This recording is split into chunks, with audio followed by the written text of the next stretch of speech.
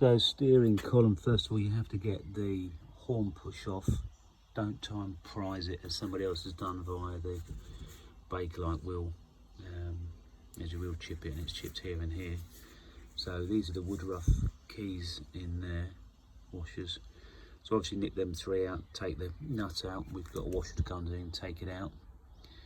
Bottom of the steering column obviously has to come out from the steering box, and as far as this plate is concerned, it looks like there's possibly a couple of bolts that have come out there. Now at the other end again, a couple of bolts attached to the front chassis there, chassis, not chassis, the framework of the car. So there's a bolt there, and then it should come out in its entirety.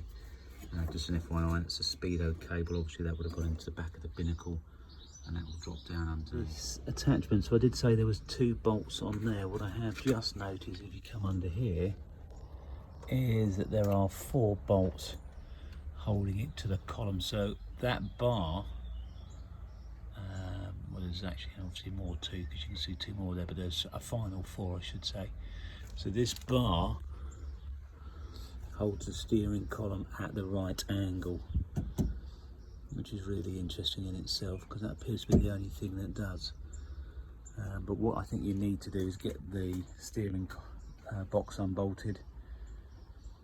Once the steering box is unbolted, get the steering wheel off, and once the steering wheel is off, pull the steering wheel out, and then do that as a final resort. So you saw in the previous video I couldn't actually get it off just by knocking it, so I've got a 3-leg puller. Again, the nut in the middle is not totally off, so I put the puller into the middle of that, and again the reason being that as you start to wind the handle, what's basically going to happen is that the steering will come towards you. Now what I have got is, I bought something from Butty's Bits, and this is a big old washer. It wasn't cheap, but it's exactly what you need. It slots in down the bottom, and what it enables you to do is actually, as you're pulling, it gives something for the legs to hang on to. Now actually about 1 second to go, I was giving it a fair amount of torque, I can assure you, just by turning, and eventually what happens is that it does come free. As you can see, the wheel is now loose, so I can undo it. Slightly difficult with one hand, but as you can see, well, clearly that wasn't supposed to happen. Hang on to the washer inside, and then there you go, steering wheel is off, and you're left with bits and bobs inside. Horn didn't work anyway, so it's probably because of that broken wire, but as you can see, there is a spline, and what you're trying to do when you do it, you can see where I've put it. So I've put this above that metal. Again, no need to take the bottom 3 nuts off, screws off, and you've got yourself a nice steering wheel in your hand. Anyway, I hope that was useful. So first of all, try it. Always leave the top nut on. Try it with your hands, and if not, get yourself a 3-leg puller. And if you are doing any videoing, try and get somebody else to do it for you.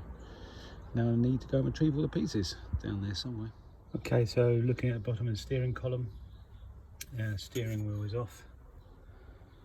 Another video on that. Pretty much once the steering wheel is off, obviously you then had to disconnect the 4 bolts here and here. That disconnects from here. You can pull the column off.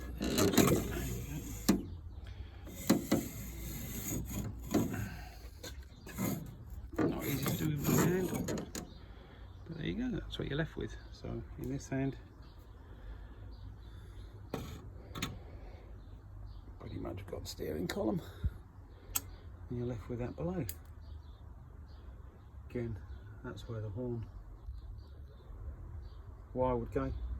It goes down, and that is going down into the steering box.